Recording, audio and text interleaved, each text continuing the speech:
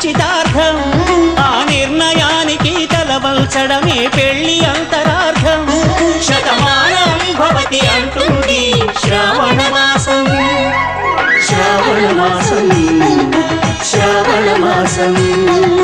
తెలుగువారి పెళ్లి వైకుంఠమే మళ్ళీ, సంప్రదాయమే సౌందర్యంగా సాగుతున్న పెళ్లి, ఇది తెలుగువారి పెళ్లి.